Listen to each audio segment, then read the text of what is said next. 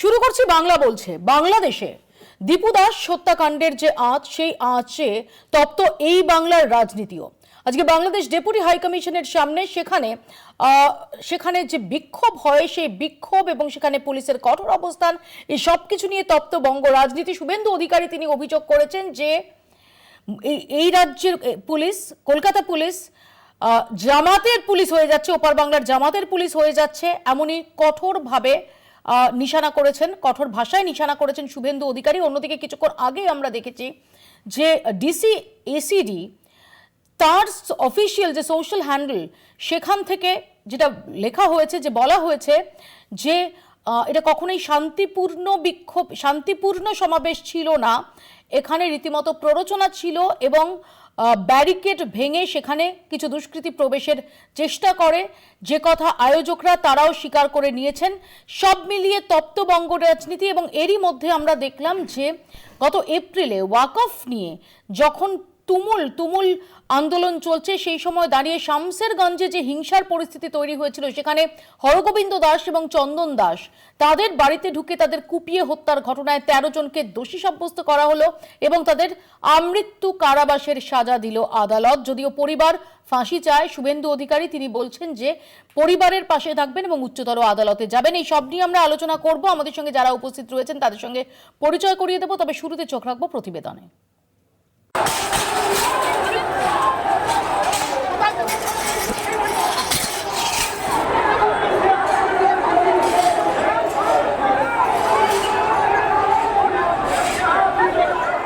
সীমান্তের ওপারের রেশ আছড়ে পড়ল এপারে। বাংলাদেশে হিন্দু যুবক দীপু দাসকে পিটিয়ে হত্যার ঘটনার প্রতিবাদে এদিন রাস্তায় নামে হিন্দু জাগরণ মঞ্চ। শিয়ালদহ থেকে বেগবাগান পর্যন্ত মিছিল করে তারা।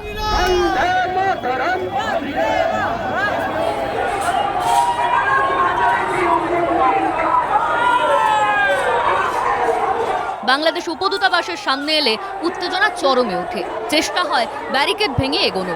পুলিশ বাধা দিলে শুরু হয় ধস্তাধস্তি। পরিস্থিতি সামাল দিতে লাঠি চালায় পুলিশ। এতে 3 জন আহত হন।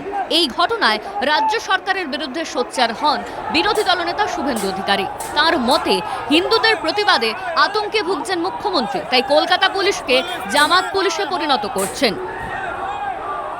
এই সরকার শুধু হিন্দু বিরোধী সরকার নয়, জনগণের ট্যাক্সের বেতন টাকায়, করের টাকায় বেতন পাওয়া কলকাতা পুলিশকেও নির্লজ্জতার মাথা খেয়ে মুসলিম লীগের পুলিশ জামাতিদের পুলিশে পরিণত করার কাজ হওয়া কর্মসূচির পরে পরে আমি পুলিশের টুইট, এক্স হ্যান্ডেলে তাদের পোস্ট, তাদের লিখিত বিবৃতি এবং বিভিন্ন সংবাদ মাধ্যম, ইলেকট্রনিক্স মিডিয়া পোর্টালকে দিয়ে তাদের স্পিচগুলো শুনছিলাম। তাতে মনে হয়েছে মমতা বন্দ্যোপাধ্যায় হিন্দুদের এই তীব্র প্রতিবাদ এবং ক্ষোভে তিনি আতঙ্কিত এবং তিনি তার রেজিস্টার্ড গুন্ডা পুলিশকে লেলিয়ে দেওয়ার কাজটা করবেন। 3 দিন আগেই ছাত্রনেতা খুনের পর বাংলাদেশে যে উত্তপ্ত পরিস্থিতি তৈরি হয়েছিল, তারপরই এক্স হ্যান্ডেলে অমিত মালব্য লেখেন, বাংলাদেশের ঘটনা আমাদের জন্য হুঁশিয়ারির সমান। মৌলবাদ ও উগ্রপন্থাকে প্রশ্রয় দিলে এটাই হয়। ঠিক এ কারণেই পশ্চিমবঙ্গে মমতা বন্দ্যোপাধ্যায়ের শাসন উদ্বেগজনক। মালব্য আরও লেখেন, 2026-এর পরও যদি বাংলায় মমতার শাসন চলতে থাকে, তাহলে পরিস্থিতি হাতের বাইরে চলে যাবে। এরপরই নরেন্দ্রপুর থানায় এফআইআর দায়ের করেন তৃণমূল মুখপাত্র তন্ময় ঘোষ। তিনি বলেন, বাংলাকে অপমানের পাশাপাশি সাম্প্রদায়িক উস্কানি দিচ্ছেন অমিত মালব্য। 3 দিন যেতে না যেতেই কলকাতায় আজ এই ছবি। শুধু কলকাতাই নয়, দিল্লি, হায়দ্রাবাদ থেকে দেশের বিভিন্ন স্থানে এদিন বিক্ষোভ দেখায় হিন্দুত্ববাদী সংগঠনগুলি। কলকাতায় বিজেপির অভিযোগ, শামসেরগঞ্জে হরগোবিন্দ দাস ও চন্দন দাসকে যেভাবে খুন করেছে মৌলবাদীরা, সেভাবেই ওপারে খুন হয়েছে দীপু দাস। তবে এই অস্থির পরিস্থিতির মধ্যেই এদিন চন্দন দাসদের খুনের সাজা ঘোষণা করেছে আদালত। 13 জন দোষীকেই যাবজ্জীবন কারাবাসের নির্দেশ দিয়েছে জঙ্গিপুর আদালত। তবে এই রায়ে খুশি নয় বলে জানিয়েছে পরিবার। হরগোবিন্দ দাসের পরিবার ফাঁসি চেয়ে উচ্চ আদালতে যাবে বলে জানিয়েছেন শুভেন্দু অধিকারী। কলকাতা টিভি। আমাদের সঙ্গে যারা উপস্থিত রয়েছেন তাদের সঙ্গে পরিচয় করিয়ে দিই। তৃণমূল কংগ্রেসের পক্ষ থেকে রয়েছেন সম্রাট চক্রবর্তী, বিজেপির পক্ষ থেকে দীপঙ্কর সরকার, কংগ্রেসের পক্ষ থেকে পার্থ মুখার্জি এবং সিপিআইএম এর তরফ থেকে আইনজীবী সৌম্যজিৎ রাহা। আমি প্রথমে আসবো সম্রাটের কাছে। সম্রাট, আজকে বাংলাদেশ ডেপুটি হাইকমিশনের সামনে আমরা যে ধুন্ধুমার পরিস্থিতি দেখলাম এবং সেখানে দাঁড়িয়ে আমরা দেখেছিলাম যে বেশ কিছু সাধু সন্ন্যাসী তারাও আজকে এই বিক্ষোভে ছিলেন এবং সেখানে তাদের উপর লাঠিচার্জ করা হয়েছে, তারা জখম হয়েছেন এবং জানিয়ে তীব্র ভাষায় শুভেন্দু অধিকারী নিশানা করেছেন রাজ্য সরকারকে এবং শাসক দলকে এবং তিনি বলছেন যে এই কলকাতা পুলিশ কার্যত জামাতের পুলিশ হয়ে গেছে। দেখো, প্রথমেই যেটা বলি যে বাংলাদেশের এই হিংসার পরিবেশ কেউ সমর্থন করে না এবং কেউ সমর্থন করছে না, কিন্তু এই বিষয়ে প্রয়োজনীয় পদক্ষেপ কারা গ্রহণ করবে? রাষ্ট্র গ্রহণ করবে, কেন্দ্রীয় সরকার গ্রহণ করবে। তাহলে আন্দোলনটা এখানে করে লাভটা কি হচ্ছে? এটা তো দিল্লিতে গিয়ে বসে আলোচনা করা যেতে পারতো। বিজেপির নেতারা তো ঘন ঘন দিল্লি যায় তৃণমূল কংগ্রেসের বিরুদ্ধে নালিশ করতে বিভিন্ন ইস্যুতে। তাহলে কলকাতাকে বা পশ্চিমবঙ্গকে একটা এই ইস্যু নিয়ে রাজনীতির আকড়া বানানোর প্রয়োজনীয়তাটা কী ছিল সেটা জানার খুব ইচ্ছা রইল। কারণ আমরা সারাক্ষণ সর্বদা যেটা বলেছি যে এই ইস্যুতে আমরা কেন্দ্রীয় সরকারের পাশে আছি। কঠোর সিদ্ধান্ত যদি কিছু নিতে হয় সেটা কেন্দ্রীয় সরকারকে নিতে হবে। তারা সেক্ষেত্রে সিদ্ধান্ত নিতে পারছে না, অথচ কলকাতার রাজপথকে উত্তাল করে দেওয়া হচ্ছে। শুভেন্দু অধিকারী বলছেন এটাকে যে ছবি আমরা দেখতে পাচ্ছি এটাকে একটা গণতান্ত্রিক পদ্ধতিতে আন্দোলন বলে মনে হচ্ছে।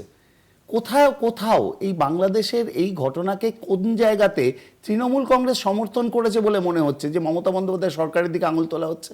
অথচ দেখা যাচ্ছে এই দেশের বিজেপি ডবল ইঞ্জিন সরকার যেখানে যেখানে চলছে সেখানে সংখ্যালঘু মানুষরা কিভাবে তারা আক্রান্ত হচ্ছে সেই বিষয়ে কিন্তু তারা আমি যদি বহুদিনের ইতিহাসের কথা যদি নাও বলি, আমি কয়েকটা বলি। ডিসেম্বর 2025, বেশি দূর আগে যাব না, মোহাম্মদ আতা হোসেন, একটা কাপড় বিক্রেতা, 40 বছর বয়সী মানুষ, তাকে হত্যা করা হলো কি বলে? তার মৃত্যুকালীন জবানবন্দি বলছে যে তাকে হত্যা করা হয়েছে তার ধর্ম দেখে। এর উত্তর দিতে হবে তো একই সঙ্গে। সংখ্যালঘুরা এখানে বা ওখানে একইভাবে অত্যাচারিত এবং নিগৃহীত এবং তাদেরকে হত্যা করা হচ্ছে। ওখানে যারা জামাতি, এখানে তারা আরএসএস, একইভাবে। এবং আবার শেষ করি যে কথাটা বলে, আমরা কিন্তু কখনোই বাংলাদেশের এই অস্থির পরিস্থিতিকে সমর্থন করছি না, কেন্দ্রীয় সরকারকেই পদক্ষেপ নিতে হবে। আমি বলি রাজস্থান, সেপ্টেম্বর 2025, আসিফ বাবু মুলতানি গরুর মাংস পাচার করছিলেন, সেই সন্দেহে তাকে মেরে ফেলা হলো। অথচ পরে ফরেন্সিক টেস্টে কি দেখা গেল? আদৌ মাংসটা গরুর মাংস ছিল না। ইউপিতে 2025 মে মাস 4 জনকে একসাথে হত্যা করা হলো, নাম আরবাজ, আকিল, কাদিম, মুন্না। অভিযোগ কি ছিল? গরুর মাংস বহন করছিল। 2024 জুন চাঁদ মিয়া, গুড্ডু সেন, সাদিল খান গাড়ি ধাওয়া করে তাদেরকে হত্যা করা হলো। তাহলে সংখ্যালঘুদের হত্যা করার যে প্রবণতা, যে বিষ বৃক্ষটা এখানেও রোপণ করা হয়েছে, তার বিরুদ্ধেও প্রতিবাদ থাকবে। আমি দীপঙ্কর সরকারের কাছে এ প্রসঙ্গে আসবো। দীপঙ্কর, আমরা যেটা দেখলাম যে কিছুক্ষণ আগেই পুলিশের অফিসিয়াল স্টেটমেন্ট এসেছে এবং ডিসি এসিডি ভোলানাথ পান্ডে তার যে সোশ্যাল মিডিয়া হ্যান্ডেল, যে official social media handle, x হ্যান্ডেলে তিনি পোস্ট করেছেন যে এটা প্ররোচনা ছিল, দুষ্কৃতীরা তারা সেখানে এসে ব্যারিকেড ভেঙে ঢোকার চেষ্টা করে এবং আয়োজকরাও স্বীকার করে নিয়েছেন যে সেখানে দুষ্কৃতীরা ঢুকে পড়েছিল। দেখুন, আজকের এই ঘটনা আর একটু আগে যিনি বলছিলেন তৃণমূলের মুখপাত্র, আমরা তো এই কথাটাই বলছি। উনি এতগুলো নাম পড়েছেন, একবারও চন্দন দাস, হরগোবিন্দ দাসের কথা মনে পড়েনি। আসলে চন্দন দাস, হরগোবিন্দ দাস তো এই বাংলার নাগরিক না, তারা এই বাংলার কেউ ছিল না। কারণ হিন্দু হলে তাদের নাম বলাই যাবে না, তৃণমূল একবারও বলেনি, সারা দেশের পড়ে গেলেন। তাদের দুজনকে কি কারণে মারা হয়েছিল আজকে কোর্টের রায়ে প্রমাণিত হয়েছে। আমরা তো এই কথাই বলছি যে ওপার বাংলার জামাতের পুলিশ আর এপার বাংলার মমতার পুলিশ দুটোই একই জায়গা, এবং দুই পুলিশই আপনার প্রশ্নের উত্তর দিচ্ছি, দুই পুলিশই একই জায়গায় এই যে সনাতনীদের উপর আক্রমণ সেটা করেছে। দীপু দাসকে যেভাবে ঘটনাটা ঘটাতে হয়েছে, দীপু দাসের ঘটনার প্রতিবাদে বাংলাদেশের ডেপুটি হাইকমিশন পাক সার্কাসে হাইকমিশনের অফিসের সামনে প্রতিবাদ করতে গেছে। আজকে পশ্চিমবঙ্গের পুলিশ তাদের উপর সাধু সন্ন্যাসীদের উপর সাধু মায়েদের উপর যেভাবে লাঠি চার্জ করেছে, যেভাবে তাদের ব্লাউজ জামা কাপড়ে ছিঁড়ে দিয়েছে, যেভাবে রক্তাক্ত করেছে, তাতে তো একই জিনিস প্রমাণিত হচ্ছে যে ওপার পুলিশ যেমনভাবে হিন্দুদের পেটায়, ওপার বাংলায় জামাতের পুলিশ, ইউনুসের পুলিশ, ঠিক এপার বাংলায় ঠিক সেইভাবেই এই মমতাজের পুলিশও সনাতনীদের দেখে আজকে পেটাচ্ছে। বাস্তব সত্যি কথা। এবং হরগোবিন্দ দাস, চন্দন দাস মারা গেলে এরা বাংলায় মিছিল করে না, এরা কথা বলতে পারে না। আমরা বলেছিলাম হরগোবিন্দ দাস এবং চন্দন দাস যে কারণে মৃত্যু হয়েছে ঠিক একই কারণে দীপু দাসের মৃত্যু হয়েছে, কোনো অসুবিধা নেই, দুটো জিনিসের সেম, দুজনই ধর্ম রক্ষা। হরগোবিন্দ দাস, চন্দন দাসের কি অপরাধ ছিল? তারা ঠাকুর বানাতো, মূর্তি বানাতো, তারা মৃৎশিল্পী ছিল। আজকে কোর্ট বলে দিয়েছে যে এই মৃত্যুর সাথে ওয়াক আপ আন্দোলনের কোনো সম্পর্ক নেই, শুধুমাত্র উস্কানিমূলক এবং ধর্মীয় ভাবাবেগকে কাজে লাগিয়ে ভয়ভীতির পরিবেশ সৃষ্টি করার জন্য আজকে কোর্ট বলে দিয়েছে ভয়ভীতির পরিবেশ, ধর্মীয় ভাবাবেগ এবং উস্কানিমূলক ব্যবস্থার জন্য এই রকম ঘটনা আমি আসবো এই প্রসঙ্গে। আমি হরগোবিন্দ দাস এবং চন্দন দাসের হরগোবিন্দ দাস এবং চন্দন দাসের যে খুনের প্রসঙ্গ এবং তার যে আজকে কোয়ান্টাম অফ পানিশমেন্ট যেটা ঘোষিত হয়েছে সেই সম্পর্কে আমি বিস্তারিত আসছি পরবর্তীকালে। অবশ্যই আমি আজকে এই মুহূর্তে বাংলাদেশ ডেপুটি হাই কমিশনের সামনে যে বিক্ষোভ এবং তাকে কেন্দ্র করে যে চাপানোতর শুরু হয়েছে সেটা আসবো। প্লিজ 10 সেকেন্ড বলি আপনার এই কথাটা। দেখুন, আজকে এখানে প্রেজেন্ট থাকার সৌভাগ্য গতকালও ছিল, আজকেও আমাদের ছিল। আমরা দেখেছি এখানে প্ররোচনার কোনো কিছু নেই। কালকে 3টি ব্যারিকেড ছিল, কালকে কিন্তু কেউ ব্যারিকেড ভাঙেনি, আজকেও ব্যারিকেড। পুলিশ প্রথম থেকেই একটা প্রোপাগান্ডামূলক ব্যবস্থা রেখেছিল। গতকালে পুলিশ শান্ত ছিল, আমরা কোনো রকম ভাবে যাইনি, আজকেও যাইনি। পুলিশ প্রথম থেকেই সাধু সন্তদের উপর যেন অঙ্গভঙ্গি কটূক্তি এমনভাবে করতেছিল এবং পুলিশের ওপাশে যারা দাঁড়িয়েছিল পুলিশের সাথে, আপনি ফুটেজ দেখলে বুঝতে পারবেন। সেখানে দেখুন কিছু বহিরাগত পাক সার্কাস এলাকা দাঁড়িয়ে আছে এবং তারাই সাধু সন্তদের উপর পুলিশের ওখান থেকে। আমি এই প্রসঙ্গে সম্রাটের কাছে আসবো, তার আগে সৌম্যজিতের কাছে যাব। সৌম্যজিৎ, আজকে আমরা দেখেছি যে বামেরাও তারা মিছিল করেছেন বাংলাদেশ ডেপুটি হাই কমিশন পর্যন্ত, কিন্তু আজকে তার আগে সাধু সন্তদের সম্মিলিত যে মিছিল, সেখানে আমরা আজকে যে পরিস্থিতি, ধুন্ধুমার পরিস্থিতি হতে দেখলাম এবং যাকে নিয়ে শুভেন্দু অধিকারী তিনি বলছেন যে জামাতের পুলিশ হয়ে যাচ্ছে কলকাতা পুলিশ, তিনি বলছেন যে হিডেন এজেন্ডা ছিল, কোনো প্ররোচনা ছাড়াই লাঠিচার্জ করা হয়েছে। অন্যদিকে পুলিশের তরফ থেকে অফিসিয়াল স্টেটমেন্ট দেওয়া হচ্ছে এক্স হ্যান্ডেলে যে সেখানে প্ররোচনা ছিল, সেখানে বহিরাগত দুষ্কৃতীরা তারা ঢুকে পড়েছিল, এমনকি আয়োজকরাও নাকি সেটা মেনে নিয়েছেন। সব মিলিয়ে যেভাবে ডেফিনেটলি বাংলাদেশে দীপু দাসের হত্যার যে খবর, সেটা সবাই শিউরে ওঠার মতো, সেটা সবাইকে নাড়িয়ে দিয়েছে, কিন্তু সেটাই নেই বঙ্গ রাজনীতি যেভাবে তপ্ত হচ্ছে, সেটাকে কিভাবে দেখছো? প্রথম কথা হচ্ছে যে একটা জিনিস আমাদের খেয়াল রাখতে হবে যে যেখানে বাংলাদেশের যে পরিস্থিতিটা আছে তার বিরুদ্ধে প্রতিবাদ করার ধরনটা কি। এই ধরনের প্রতিবাদ আজকে অনেক কিছুর ইতিহাসকেও আমাদের মনে করিয়ে দেয়। কারণ আমরা একটা জিনিস জানি যে গান্ধীজির সেই স্বাধীনতার আগে যে সময় হচ্ছে অস্থির পরিস্থিতিতে শান্তির ডাক দিয়েছিলেন, সেখানে কিন্তু সেই 1946 থেকে 2025 আজকে এই এতটা যারা প্রযুক্তি বদলেছে, কিন্তু রাজনীতির ময়দানে কোনোভাবে ধর্মকে ব্যবহার করার কৌশলটা কিন্তু বদলায়নি। এবং সেই ক্ষেত্রে হচ্ছে আজকে আমরা দেখছি যে ধরনের পরিস্থিতি, সেইখানে একটা প্রতিবাদ মিছিল রাখা যে কোনো রাজনৈতিক দলেরই হোক, আর সেটা নিয়ে আরো উত্তাল করে বিশৃঙ্খলা সৃষ্টি করা, দুটোর অবশ্যই ফারাক আছে। আজকে বাংলাদেশ হাই কমিশনে গিয়ে যদি হচ্ছে কোন রকম হচ্ছে তোলপাড় করে দিলে কি বাংলাদেশের পরিস্থিতি নিয়ন্ত্রণে আসবে, বা সেটাতে প্রতিবাদ বা সেটাতে কি ইমেজটা কোনোভাবে হচ্ছে দেশের ঠিক যাবে, এই বিষয়টা কিন্তু দেখা দরকার। ল অ্যান্ড অর্ডার সিচুয়েশন হলে ন্যাচারাল কোর্সে সেটা হবে। অন্যান্য মিছিল, বামপন্থীদের মিছিলে সেখানে তো কিছু হয়নি। আজকে বুঝতে হবে যে এই পরিস্থিতিতে আমাদের এই সাম্প্রদায়িক দাঙ্গা, ধর্মীয় মৌলবাদের যে সব উত্থানের এইখানে গুলো ইতিহাসই বলে দিচ্ছে যে এইটাকে ব্যবহার করা কিছু রাজনৈতিক দল যারা হচ্ছে এই ধরনের হচ্ছে মৌলবাদ শক্তিগুলোকে হচ্ছে ব্যবহার করেছে, বা তাদের হচ্ছে কোনোভাবে হচ্ছে সেই সিচুয়েশনটাকে ইউটিলাইজ করেছে, তারা কিন্তু এখনো সেটা চলেছে। আমি আসবো পার্থদার কাছে। পার্থদা, না একটু এক করে প্লিজ। হ্যাঁ, দেখুন, আজকে আমাদেরও প্রতিবাদ মিছিল হয়েছে বাংলাদেশ হাই কমিশনের সামনে এবং গতকালও আমাদের হয়েছিল কলকাতার 4টে জেলার প্রতিবাদ মিছিল। আসলে ঘটনাটা হচ্ছে যে মানে এটাই ভারতীয় উপমহাদেশের একটা কি বলবো একটা অভিশাপ হয়ে গেছে যে দেখুন দীপু দাসকে মারা যেতে হলো কেন না যেহেতু সে হিন্দু এ বিষয়ে কোনো সন্দেহ নেই।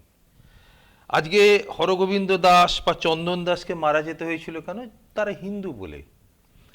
পহেলগাঁওতে যারা বেড়াতে গেছিলেন তারা তার মধ্যে গিয়ে তাদের হত্যা করা হলো কেন না তাদের পরিচয় জেনে তারা হিন্দু বলে। এগুলো আমাদের দেশের অভিশাপ। আবার দেখুন আফরাজুলগের হত্যা হয়েছিল, তাকে গাঁইতি দিয়ে মেরে রাজস্থানে তাকে মেরে ফেলা হয়েছিল, সেটা তার মুসলমান পরিচয়ের জন্যে। আকলাককে মেরে ফেলা হয়েছিল উত্তরপ্রদেশে, সেটা তার মুসলমান পরিচয়ের জন্যে। গ্রাহাম স্টেন এবং তার 2 শিশুপুত্রকে মেরে ফেলা হয়েছিল, সেটা তাদের খ্রিস্টান পরিচয়ের জন্যে। এই যে ধর্মভিত্তিক পরিচয়, আমরা কেউ মানুষ নই, এটা হয়ে গেছে। আমরা নয় হিন্দু, হিন্দুদের মধ্যে আবার সনাতনী অমুক হ্যান ত্যান, নয় মুসলমান, নয় বৌদ্ধ, নয় খ্রিস্টান। এই যে পরিচয়, আমাদের খণ্ডিত পরিচয় নিয়ে আজকে আমরা এগিয়ে চলেছি, এটা তো হবার কাম্য ছিল না। আমরা তো আগে মানুষ। আমি এখানে কি সম্রাটের কাছে আছি, যে সম্রাট একটু আগে দীপঙ্কর দা যে অভিযোগ করছেন, আমি শুভেন্দু অধিকারীকেও বলতে শুনেছি যে আসলে পুলিশ আজকে যেভাবে লাঠিচার্জ করেছে পুলিশের হিডেন এজেন্ডা ছিল। না, যে ছবিটা এখানে আমরা দেখতে পাচ্ছি, একই সঙ্গে সিপিএমের প্রতিনিধি বললেন, কংগ্রেসের তারা মিছিল করেছে। কোথায় পুলিশের হিডেন এজেন্ডা? উচ্ছৃঙ্খলতা আন্দোলনকে যে জায়গায় নিয়ে গেছে সেখানে পুলিশকে তার কাজ করতে হয়েছে। এবং সেই যে ছবিটা আমরা প্রকাশ্যে দেখতে পাচ্ছি, এই আন্দোলন হওয়ার প্রয়োজন ছিল কি না সেটা প্রশ্ন। আর দীপঙ্করবাবু অনেকগুলো কথা বলেন। আমি হরগোবিন্দ দাস চন্দন দাসের কথা বলেন, আমি এই প্রসঙ্গে আসবো, হরগোবিন্দ দাস চন্দন দাস প্রসঙ্গে আমি আসবো পরবর্তীকালে। আমি সেই সংক্রান্ত যে বক্তব্য বিভিন্ন সেটাও শোনাবো। আমি এখন এই মুহূর্তে বাংলাদেশ ডেপুটি কারণ জায়গাটা যদি আমরা দেখি, যে জায়গাটা ডেফিনেটলি সংখ্যালঘু অধ্যুষিত একটা জায়গা। সেখানে আজকে যেভাবে এই মিছিল এবং সেই মিছিলের উপর লাঠিচার্জকে কেন্দ্র করে বিষয়টা যেভাবে একটা চূড়ান্ত চাপানুতরের কেন্দ্রবিন্দু হয়ে যাচ্ছে, আমি সেই প্রসঙ্গে যদি আসি। না, একটা জিনিস তো, ওনাদের অভিযোগ তো পুরোপুরি পুলিশের বিরুদ্ধে। মমতা বন্দ্যোপাধ্যায়ের পুলিশ বাংলাদেশের জামাতিদের মতো আচরণ করেছে, এটা হচ্ছে বক্তব্য। সেক্ষেত্রে সংখ্যালঘু অধ্যুষিত এলাকা বলে কোনো কিছু আমার তো মনে হয় না হয়েছে। কিন্তু পুলিশকে তো আইন শৃঙ্খলা নিয়ন্ত্রণ করতেই হবে। সেক্ষেত্রে দাঁড়িয়ে পুলিশ কর্তাদের বক্তব্য, আইন যখন তারা নিজেদের হাতে তুলে নিচ্ছে, তখন পুলিশ তাদের প্রয়োজনীয় পদক্ষেপ গ্রহণ করেছে। এবং সেক্ষেত্রে যেটা করণীয় সেটা করা হয়েছে। উচ্ছৃঙ্খলতা বরদাস্ত করা হয়নি পুলিশের পক্ষ থেকে। এই যে ছবি আমরা দেখতে পাচ্ছি দীপঙ্কর দা, সত্যি মনে হয় যে এটা শান্তিপূর্ণ সমাবেশ।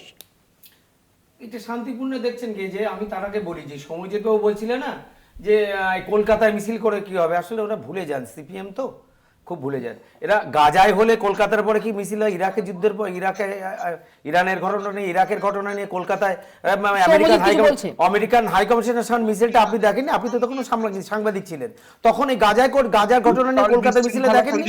মোমবাতি মিছিল বলেন, বড় বড় মিছিল। তখন এদের মনে পড়েনি যে বাংলাদেশে হিন্দুদের পরে হিন্দুরা আক্রমণ করে হিন্দুরা প্রতিবাদ করবে না? হিন্দুদের আত্মসম্মান, হিন্দুরা প্রতিবাদ করবে। এবার বাংলাদেশ বিশ্বের যেখানে যার গায়ে হিন্দুর রক্ত আছে, যিনি সনাতনীদের কথা বলেন, যাদের হিন্দু রক্ত আছে, তারা প্রতিবাদ করবে। তাই আমরা করেছি। ইরানে দেখতে পান, ইরাকে দেখতে পান, কলকাতার বুকে আমেরিকান সেন্টার সামনে কেন? সৌম্যজিতের বক্তব্য পাওয়া যাচ্ছে না স্পষ্ট করে। আমি আসবো একটা ছোট্ট বিরতি, তার আগে নিচ্ছি সৌম্যজিতের কাছে ফিরবো। দেখতে থাকুন বাংলা বলছে। ফিরে এলাম বিরতির পর। আমি সৌম্যজিতের কাছে যাবো। সৌম্যজিৎ, দীপঙ্কর দা যে প্রশ্ন তুলছেন যে প্যালেস্তাইন নিয়ে বাংলায় কর্মসূচি নেওয়া যায় কিন্তু বাংলাদেশ নিয়ে নেওয়া যাবে না। প্রথমত হচ্ছে, আমি তো বলে দিয়েছি, আমার কথাটা বোধহয় ধরতে পারেননি, যে প্রতিবাদের একটা ধরন আছে। প্রতিবাদের ধরন অনেক রকমের হয়। সেই প্রতিবাদের ধরনগুলো আমরা কে কোন ভাবে হচ্ছে, কোন রাজনৈতিক দল কিভাবে হচ্ছে করবে, সেটা একটাই বোঝা যায়। একটা রাজনৈতিক দলের হচ্ছে তাদের নিজস্ব হচ্ছে এজেন্ডা বা কোন রকম আদর্শ। এবং সেই জায়গায় দাঁড়িয়ে আজকে যখন আমরা দেখি যে এই যে পরিস্থিতির উপর আমরা যেটা বলছি যে মৌলবাদের রাজনৈতিক বিষয়টা, যে অর্থনীতিতে, সেখানে দেখতে পারি যে রাজনৈতিক ইতিহাসে সাম্প্রদায়িক দাঙ্গা এবং ধর্মীয় মৌলবাদের উত্থানের কিন্তু বহু ইতিহাস বা বহু নিদর্শন আছে।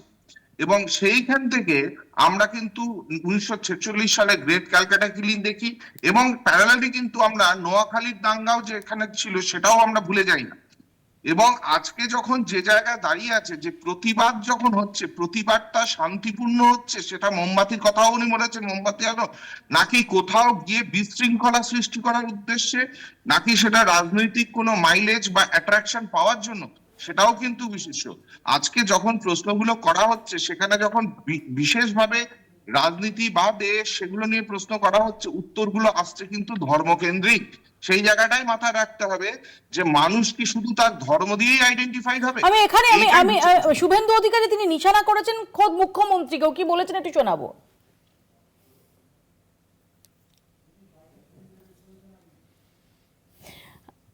আমি শোনাবো, একদম একদম টেকনিক্যাল কারণে এই মুহূর্তে সেটা শোনানো যাচ্ছে না, আমি আবারও সে প্রসঙ্গে আসবো। যে সময়ে দাঁড়িয়ে এই রকম অভিযোগে সরব হচ্ছেন বিরোধী দলনেতা এবং বিজেপি, ঠিক সেই সময় আমরা কি দেখছি যে 8 মাসের মধ্যে শামসেরগঞ্জ হিংসায় যে বাবা ছেলে খুন হয়েছিলেন, হরগোবিন্দ দাস এবং চন্দন দাস, তাদের খুনে 13 জনের আমৃত্যু কারাবাসের সাজা ঘোষণা হয়েছে। এবং যেটা নিয়ে সুপ্রতিম সরকার, এডিজি দক্ষিণবঙ্গ, তিনি আজকে সাংবাদিকদের মুখোমুখি হন, কি বলেন শোনাবো।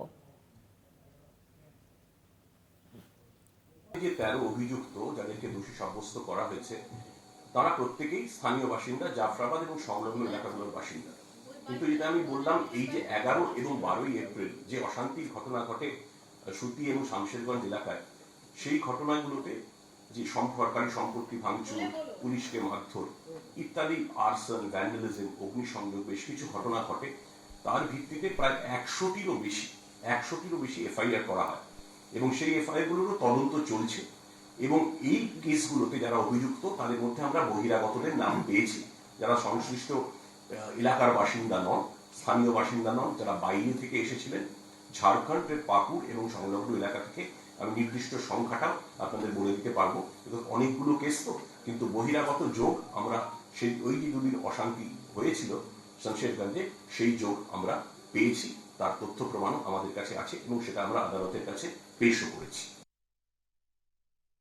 শুভেন্দু অধিকারী তিনি আজকে হরগোবিন্দ দাসের স্ত্রী এবং চন্দন দাসের মা পারুল দাস, তাকে সঙ্গে নিয়ে প্রেস কনফারেন্সে সাংবাদিকদের মুখোমুখি হন এবং সেখানে তিনি বলেন যে এই রায়ে পরিবার খুশি নয়, তারা পরিবারের পাশে রয়েছেন এবং উচ্চতর আদালতে যাওয়া হবে, কারণ তিনি মনে করেন যে এটা জঙ্গিদের মতো কাজ হয়েছে, সেক্ষেত্রে দাঁড়িয়ে ফাঁসির আশা করেছিল গোটা দেশ। কি বলেন শুভেন্দু অধিকারী শোনাবো। জঙ্গিদের মতো, এক্সট্রিমিস্টদের মতো কাজ, এদের ফাঁসি গোটা ভারতবর্ষ, গোটা পশ্চিমবঙ্গ চেয়েছিল, ইনক্লুডিং পরিবার। আমি মা পারুল দাসের অনুমতি নিয়েই বলছি, তিনি উচ্চ আদালতে এই রায়ের বিরুদ্ধে তিনি যাবেন। আমরা হাইকোর্ট, সুপ্রিম কোর্টের যে লয়ারদের দরকার,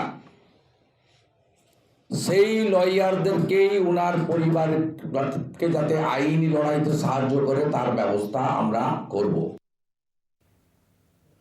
আমি দীপঙ্করদার কাছে আসি, যেটা বলছিলাম যে সুপ্রতিম সরকারের বক্তব্য আমরা শুনলাম যে 60 দিনেরও কম সময়ে চার্জশিট এবং তারপর 13 জনের আমৃত্যু কারাবাস, 8 মাসের মধ্যে বিচার হলো।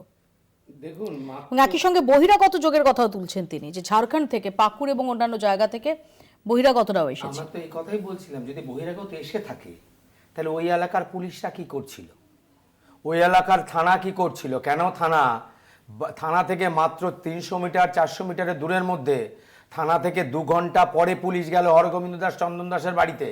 কেন জবাই করার মতো তাদেরকে ফেলে ফেলে কাটা হলো? কেন তাদেরকে জবাই করে হত্যা করা হলো? মাত্র 13 জন হলো, বাকি লোকরা কোথায় গেল? এত বড় মব যাতে ঘরের থেকে টেনে বের করে নিয়ে সেরকম করলো, শুধুমাত্র মূর্তি বানানোর অপরাধে। ঠাকুর বানায়, ঠাকুর দেখলে না দেখে একটা সম্প্রদায়ের লোকের নাকি মূর্তি দেখলে তাদের পাপ হয়। সেই জিহাদিদের রক্ত, জিহাদিদের লক্ষণ তো সেই, জিহাদিরা তো এই কথাই বলে যে বিধর্মীদের হত্যা করো, কতল করো, খতম করো, সেটাই লক্ষ্য। আর সেই জিহাদিদের কাজই পশ্চিমবাংলায় হচ্ছে। পুলিশ 400 মিটারের মধ্যে পুলিশ আসতে 2 ঘন্টা লাগলো। তাহলে পুলিশের, আমি একটু আপনাকে শোনাই যে বিভাস চ্যাটার্জি, যিনি যে স্পেশাল পিপি যাকে নিয়োগ করা হয়েছিল, বিভাস চ্যাটার্জি কি বলছেন। বলেছিলাম যে এটা একটা হিনিয়াস অফেন্স এবং এটা মব লিঞ্চিং এর প্রথম কেস বেঙ্গলে, ইন্ডিয়ায় দ্বিতীয়, যেটা প্রমাণ করা গেছে সেটার তরফে এভিডেন্স দিয়ে। তো কোর্ট এটাতে 103-এর 2 বিএনএসে মব লিঞ্চিং মানে মার্ডারের কেসে যাবজ্জীবন দিয়েছে 13 জনকে, প্রত্যেককে, যতজনের নামে চার্জশিট হয়েছিল প্রত্যেকের এগেইনস্টে কেস প্রমাণ হয়েছে। ডাকাতির জন্য 10 বছর সাজা হয়েছে।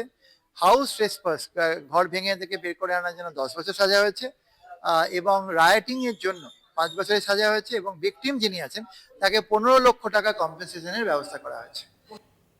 মব লিঞ্চিং এর দেশের মধ্যে দ্বিতীয় কনভিকশন। না, এটা তো মব লিঞ্চিং এর দ্বিতীয় কনভিকশন হয়েছে, সেটা তো ভালো কথা, কিন্তু আমাদের কথা শুধু 13 জন নয়, আর বাকিরা গেল কোথায়?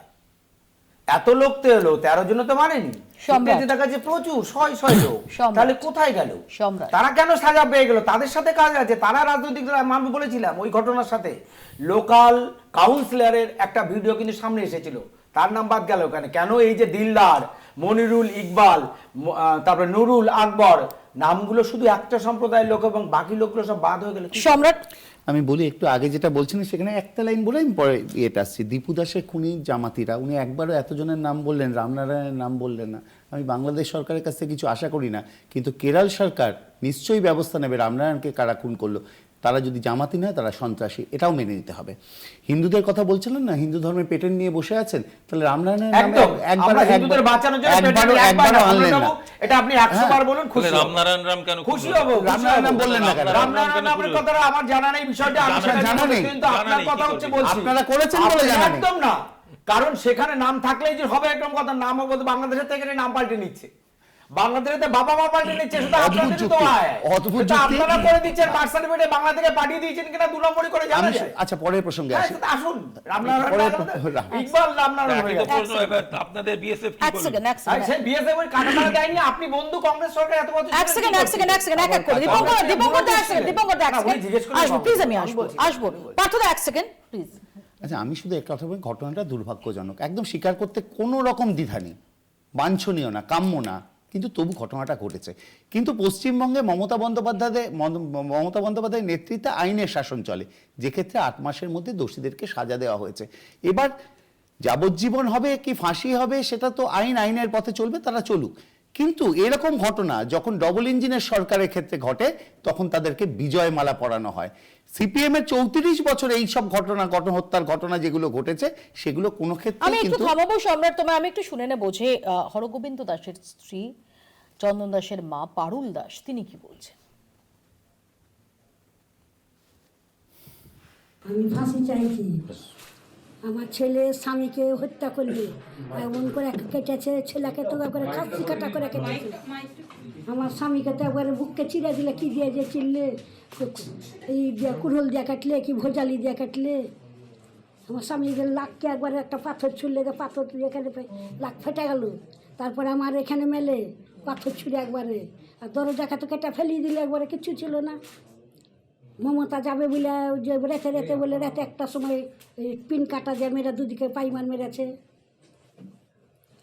আপনি ফাঁসি চান, আইনি লড়াই হবে, আমরা আপনার সঙ্গে আছি।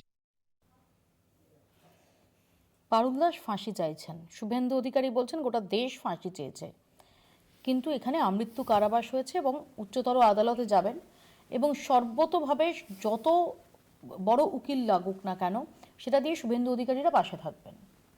সম্রাট, না ঠিক আছে, যে পাশে থাকুন না, ক্যাপিটাল পানিশমেন্ট যদি আনতে পারে না, সেক্ষেত্রে আমাদের তো রায় তো কোর্ট দিয়েছে, বিচারক রায় দিয়েছেন, আমাদের সেখানে বক্তব্য নেই। কিন্তু আবার বলছি, এখানে আইনের শাসন চলে বলেই এত কম সময়ের মধ্যে সাজাপ্রাপ্ত হচ্ছে। কিন্তু আপনি দেখুন না, যে ঘটনাগুলো যে বিজেপি শাসিত রাজ্যে হচ্ছে, কোথায় সাজা পাচ্ছে? তাদেরকে বিজয়মালা দেওয়া হচ্ছে। উত্তরপ্রদেশে যোগী আদিত্যনাথের সরকার প্রকাশ্যে বিভিন্ন ক্ষেত্রে সংখ্যালঘুদের ওপর যে নিপীড়ন, সেক্ষেত্রে তাদেরকে বেকসুর খালাস করার জন্য আবেদন করছে। আজকে দাঁড়িয়ে বাবরি মসজিদ ভাঙা থেকে শুরু করলে দিল্লিতে গরিমাল সালোকে বলা, সমস্ত ক্ষেত্রে আকলাগে ফ্রিজে গরুর মাংস থেকে শুরু করে সমস্ত ক্ষেত্রে কোথায় দেখেন তো যে ফাঁসির সাজা বা যাবজ্জীবন কারাবাস সরকার পদক্ষেপ নিয়ে করেছে।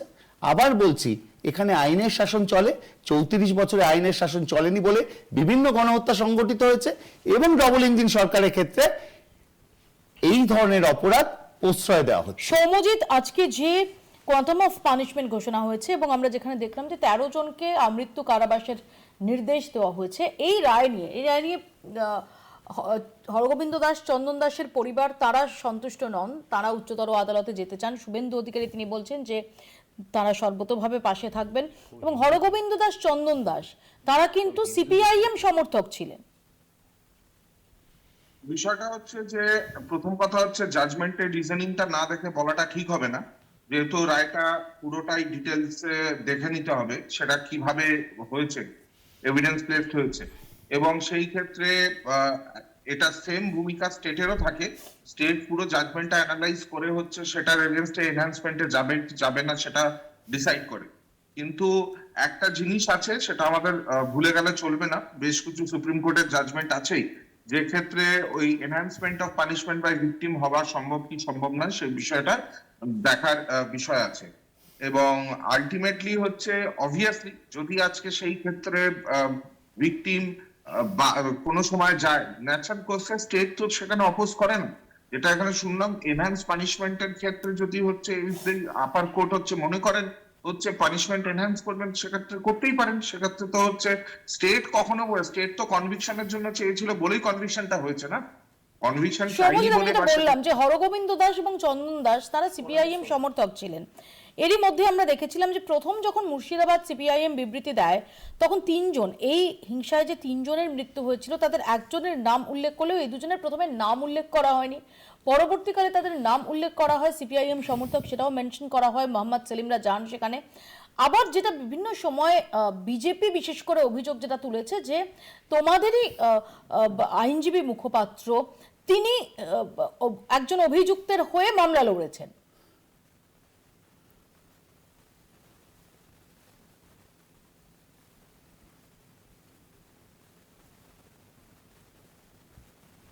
সৌম্যজিৎ, শুনতে পারেন না? হ্যাঁ, বিশেষ করে বিজেপি যে অভিযোগটা করে এসেছে গত 8 মাসে একাধিকবার যে তোমাদেরই আইনজীবী মুখপাত্র তিনি অভিযুক্তদের একজনের হয়ে মামলা লড়েছেন। দেখুন, আইনজীবী মুখপাত্র হচ্ছে তার প্রফেশনাল পার্টে প্রফেশনাল কি কমিটমেন্ট আছে সেটার সাথে হচ্ছে আইডিওলজিক্যাল বিষয়গুলো অনেক ক্ষেত্রেই কনফ্লিক্ট অনেক সময় থাকে। এরকম ক্রুশিয়াল ক্ষেত্রে, এরকম স্পর্শকাতর ক্ষেত্রে যখন তারা দলেরই সমর্থক বলে তোমাদের দলের তরফ থেকেই উল্লেখ করা হয়েছে। না, আমার স্পেসিফিক্যালি নাম জানা নেই, কিন্তু এই ক্ষেত্রে যদি বহু ক্ষেত্রে দেখা যায়, বহু ক্ষেত্রে আমি এই ঘটনা বা এই কেসের ক্ষেত্রে বলছি না, বহু ক্ষেত্রে দেখা যায় যে কোনো স্টেট বা যে কোনো কেসে দেখা যায় in order to shield prime accused person, সেই ক্ষেত্রে যদি কোনো ইনোসেন্টের ক্ষেত্রে হয় সেই ক্ষেত্রে ইনোসেন্টকে ডিফেন্ড করার জন্য সবাই হচ্ছে ঝাঁপিয়ে পড়ে, সেই ক্ষেত্রে irrespective of the political issue. কিন্তু এই ক্ষেত্রে আমার স্পেসিফিক্যালি কে লয়ার ছিলেন ডিফেন্সে আমার জানা নেই। Please no side talk, please no side talk. হ্যাঁ বলো। যেহেতু স্পেসিফিক্যালি জানা নেই সেহেতু এই বিষয়ে আমার পক্ষে এই মুহূর্তে কমেন্ট করা দীপঙ্কর দা বলতে চাইনি। দীপঙ্কর দা, আসলে এই সমজিৎ বাবুর তো হয়তো বলতে উনি কিছু সংশয় বোধ করছেন, কারণ ভদ্রলোক মানুষ তো, তাদের দলের মুখপাত্র এবং সেও টিভি চ্যানেলে বসে, আপনারাও দেখেন, আমি তার নাম বলছি না, কিন্তু কেসটা হচ্ছে গিয়ে সে কাদেরকে অপরাধীদের বাঁচানোর জন্য, যারা কিনা দিনের আলো ফেলে হত্যা করলো, শয় শয় ক্যামেরায় মোবাইলে ভিডিও হলো এই ঘটনাগুলো, তাদেরকে বাঁচানোর জন্য এই সিপিএম এর লিডাররা যে কোর্টে যায় বলছেন যে তারা কোনো অপরাধ করেনি। একটাই কারণ ওই যে হরগোবিন্দ দাস চন্দন দাস না হয়ে যদি হতো অন্য নামের হতো, দেখতেন সারা রাস্তায়, ওই যে শুধু মোহাম্মদ হতো নামের আগে, সারা রাস্তায় পড়ে তারা সেই কাজটা করার জন্য উঠে পড়ে লাগতো, সবাই মিলে লাগতো, সাজা যাতে পায়। কেন হলো না? এত সময় বিবৃতি দিত, এত সময় সিপিএম পার্টি থেকে বিবৃতি দিত যে এদের সাজা হলো না পুলিশের এই জন্য, কিন্তু এখন তারা বিবৃতি দেয়নি। কেন দেয়নি? আমাদের দলের মুখপাত্র, আমাদের বলছি তো, এই আমরা একটা কারণেই বলছি, আমরা এই কথাটাই বলছি, হরগোবিন্দ দাস চন্দন দাস আর ওদিকে দীপু দাস, সবার মৃত্যুর জন্য কাজ হচ্ছে জিহাদিদা। এই যে জিহাদিদা একটা যারা আছে, যারা জিহাদের কাজকর্ম করে, তাদের একমাত্র লক্ষ্য জিহাদির কাজকর্ম করে অন্য ধর্ম বিধর্মীদের ক্ষতি করা, খুন করা, মেরে ফেলা। সেটাই এই বাংলায় হয়েছে, পশ্চিমবাংলা হয়েছে। বাংলা পশ্চিমবঙ্গকে এক করে দিতে চাইছে মোহাম্মদ ইউনূস এবং মমতা ব্যানার্জি সরকার। হ্যাঁ, আমরা যেটা শুনলাম যে এই এনহ্যান্সমেন্ট অফ মানে সাজার যেটা, সেটা জন্য তারা উচ্চতর আদালতে যাবে। তবে এখানে সৌম্যজিৎ বাবু নিজেও একজন আইনজীবী রয়েছেন। মানে আমাদের যতটুকু ধারণা যে সাধারণত দেখা যায় যে উচ্চ আদালতে গেলে ফাঁসিটা হয়তো যাবজ্জীবন দ্বীপান্তর হয়ে যায়, মানে যাবজ্জীবন দ্বীপান্তর থেকে ফাঁসি, এনহ্যান্সমেন্টটা সাধারণত চট করে হবার খুব সম্ভাবনা কম। কিন্তু এখানে একটা ব্যাপার হচ্ছে যে হ্যাঁ, আমরা চাইতেই পারি, কেন যে কোনো সারা পৃথিবীতেই দেখা যায় কোনো হত্যাকাণ্ড হলে সেখানে প্রথমেই ফাঁসি মানে আর কি দাবি করা হয়, এটা খুব স্বাভাবিক ব্যাপার। তবে অবশ্যই একজন জাজ যখন তার রায়টা দেবেন তিনি সমস্ত কিছু বিচার বিবেচনা করেই দেবেন, এবং এখানে রায় না পড়ে এখানে বলাটা ঠিক না, আমাদের কোনো সুইপিং কমেন্ট করে দেওয়াটা ঠিক নয়। তো আমার এখানে দীপঙ্করদের কাছে প্রশ্ন, যে বিভিন্ন সময় যে প্রশ্ন উঠেছে যে এখানে এরকম একটা হিংসার ক্ষেত্রে 8 মাসের মধ্যে বিচার হলো, কিন্তু একাধিক সময় দেখা গেছে একাধিক জায়গায় সেখানে কি বিচার হয়েছে? বেস্ট বেকারি থেকে শুরু করে একাধিক মামলায় সেখানে কি বিচার হয়েছে? বিচার হয়নি, বিচারে বাণী, বিচার তো বিচারকরা করবে, বিচার তো আইনের প্রক্রিয়ার মাধ্যমে হয়। আর আপনি আবার কথা বলছেন, এক্ষুনি বলে নিষেধ করলে সেটাও বয়স তো আপনার আমার থেকে বেশি, আপনি সেই বলার কথাই ডিস্টার্ব করছেন, কথা বললেই ডিস্টার্ব করছেন। এবার বেস্ট বেকারির বিচার হয়নি, বিচার প্রক্রিয়া চলছে, আজ হবে না কাল হবে। আর যেমন এই বিচার হয়েছে, বিচার তো সঠিক হয়নি, এই বিচারটা তাদের ফাঁসি দেওয়ার কথা ছিল, বিচারটা তো বিচার নয় প্রহসন হয়েছে। সেই জন্য আমরা এই বিচারটা যখন হাইকোর্টে যাবে, হাইকোর্ট থেকে সুপ্রিম কোর্টে যাবে, বিচারের প্রক্রিয়া রায় কতদিন পরে আসবে? বিচার প্রক্রিয়া এইভাবে হয় কারণ বিচার প্রক্রিয়াটা বিজেপি ঠিক করেনি। আপনাদের মনে হয় যে বিজেপি সবকিছু ঠিক করে দিয়েছে, বিজেপি করবে, তা নয়। বিচারের ব্যবস্থার মাধ্যমে বিচার প্রক্রিয়া হয়। বেশ, এভিডেন্সের অ্যাপ্রিসিয়েশনের উপর উন্নাওয়ের গণধর্ষণ করে খুন করা কুলদীপ সিংগার যখন এখানে জামিন বলুন না, পায়, আজকেও তো রায় দিয়েছে, আপনি উন্নয়নে চলে যাচ্ছে কেন? আপনি হাঁসখালিতে কেন হলো না? হাঁসখালিতে সামনেটুকু কেন ফাঁসিটা হলো? আপনি বাংলাদেশ যেতে পারেন, আমি অন্য রাজ্যে যেতে পারি আপনি না। যান না, এখন নরেন্দ্র মোদী বিদেশে একটা মন্তব্য করেনি কেন তার উত্তর দেবেন না দেশের প্রধানমন্ত্রী? আমি বলুন না, আপনি বলুন না সম্রাট বাবু, এটা উন্নয়নটা বলছেন, আপনি হাঁসখালিটা বলুন। আমি তো হাঁসখালিটা উত্তর নেই। তখন আজকে অদ্ভুত কথা দীপঙ্কর বাবু বললেন, যেটা এর আগে কোনোদিন আমি কোনো বিজেপির মুখপাত্রের কাছ থেকে পাইনি। আরজিকর কেসেও যদি আমরা যাই, তখনও বলেছেন যে বিচারকই তো বিচার করেছেন, তাহলে তখন তৃণমূল কংগ্রেস সরকার মমতা বন্দ্যোপাধ্যায় দিকে আঙুল তুলে তদন্তটা পুলিশ করে ভাই, এটাই হচ্ছে আসল কথা। চার্জশিটটা পুলিশ দেয়, এটা তো আপনি আমার থেকে ভালো জানেন। আর বিজেপি শাসিত রাজ্যে আপনি নিজেই তো উকিল। পিয়া যে প্রশ্নটা করেছিল, বিজেপি শাসিত রাজ্যে তদন্ত কি আরএসএস করে নাকি? কেন আরএসএস করবে? কেন আপনি আরএসএস করে না? আমি একটু শোনাবো যে শুভেন্দু অধিকারী তিনি নিশানা করেছেন মুখ্যমন্ত্রীকেও, কি বলেছেন শোনাবো। পশ্চিমবঙ্গে কলকাতা পুলিশের এই লাঠি চালনার মধ্য দিয়ে মমতা বন্দ্যোপাধ্যায় আর মোল্লা ইউনূসের মধ্যে কোনো পার্থক্য নেই, এটাই প্রমাণিত হলো। শুভেন্দু অধিকারীর সরাসরি বক্তব্য যে মোহাম্মদ ইউনূসের সঙ্গে মমতা বন্দ্যোপাধ্যায়ের কোনো পার্থক্য নেই। সম্রাট, না, শীতকালে শুভেন্দু অধিকারী কথা ধরবেন না, প্রত্যেকবার শীতকালেই ডেট দেয়, টাইম দেয়, কিন্তু আমার বাস্তবে গুরুত্ব নেই।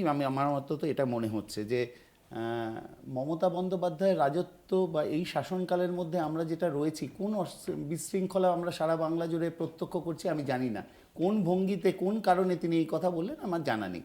কিন্তু আমি এটা খুব পরিষ্কারভাবে বলি, যে প্রসঙ্গে আমরা ছিলাম, যে বিজেপির মুখপাত্রের কথা, এবং সেটা শুনে আমার যেটা মনে হলো যে আদৌ নির্বাচনের আগে বিশৃঙ্খলা সৃষ্টি করা উদ্দেশ্য ছাড়া অন্য কিছু তাদের দুটো ক্ষেত্রে কোনোটাতেই আমি অন্তত খুঁজে পেলাম না। তো আমি দীপঙ্করদের কাছে এখানে আসবো। দীপঙ্করদা, আমরা দেখেছি কয়েকদিন আগে অমিত মালভিয়া তিনি এক্স হ্যান্ডেলে পোস্ট করেছিলেন যে যদি 2026-এ মমতা বন্দ্যোপাধ্যায় সরকার আবারও ফেরে তাহলে এরকম পরিস্থিতি এ বঙ্গেও হবে। আমরা দেখেছি ইতিমধ্যে তার বিরুদ্ধে এফআইআর করা হয়েছে, তার মধ্যে আছে শুভেন্দু অধিকারীর এই মন্তব্য। একদম, আমরা বলছি তো 2026-এ যদি এই বাংলায় সনাতনী হিন্দুদের সরকার না হয়, আপনাকে বলে যাচ্ছে এখানে বসে, শুধুমাত্র হিন্দুরা শেষ হবে তাই নয়, এই পশ্চিম বাংলার ডেমোগ্রাফি যে সনাতনী হিন্দু বলে কোন রাজনৈতিক দল লিপিবদ্ধ হয়েছে বলে আমার জানা নেই। রাজনৈতিক কেন হবে? রাজনৈতিক দল হবে কেন?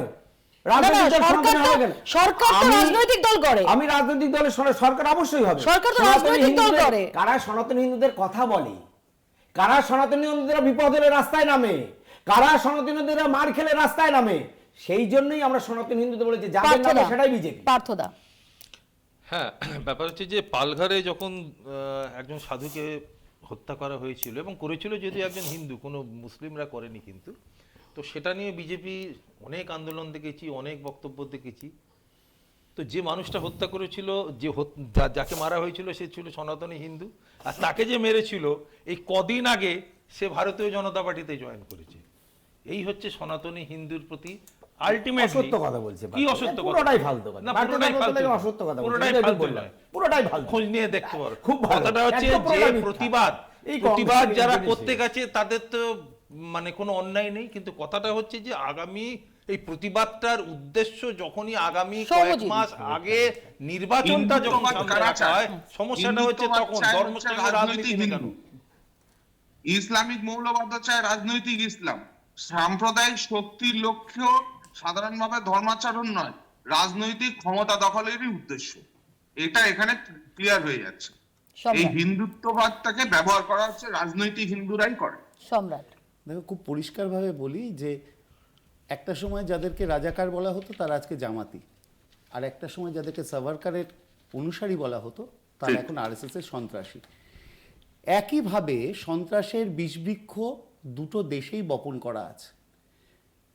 চোখের জলের কোনো ধর্ম লেখা থাকে না। যারা প্রাণ হারিয়েছেন বিভিন্ন ক্ষেত্রে তাদের পরিবার, আমরা প্রত্যক্ষভাবে খুব পরিষ্কারভাবে বলছি, আমরা এই ধরনের ঘটনাকে আমাদের দল সমর্থন করে না, সেটা বাংলাদেশে হোক বা ভারতবর্ষের বিভিন্ন কোনো জায়গায় হোক।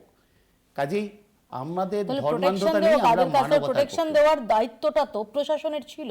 অবশ্যই ছিল, অবশ্যই, সেটা তো অস্বীকার করা হচ্ছে না, কোনো জায়গাতে অস্বীকার করা আজকে কিছু যে তবু কিছু- প্রশাসন আজকে দাবি করছে যে 8 মাসের মধ্যে বিচার হয়েছে ইত্যাদি, কিন্তু সেই দিন দাঁড়িয়ে যেটা বারবার অভিযোগ উঠেছিল জাফরাবাদ থেকে, যে বারবার পুলিশে যোগাযোগের চেষ্টা করা হয়েছিল, এই অভিযোগ তো উঠেছে। না না, সেটা রয়েছে, কিন্তু প্রশাসন সচেষ্ট ছিল বলে এটাও তো ঘটনা যে প্রশাসন সচেষ্ট ছিল, অ্যাক্টিভ ছিল বলেই তাদেরকে 8 মাসের মধ্যে সাজা দেওয়া সম্ভব হয়েছে। দীপঙ্কর দা, শুনুন, অ্যাক্টিভ এটা যদি হয় 8 মাসের সাজা, সেই দিন যদি পুলিশ আসতো তাহলে হরগোবিন্দ দাস চন্দন দাসের জীবনটা যেত না। হরগোবিন্দ দাস চন্দন দাসের জীবনটা যেত না। বারবার যোগাযোগ করা হয়েছে, পুলিশ আসেনি। পুলিশের দোষ সেটাই।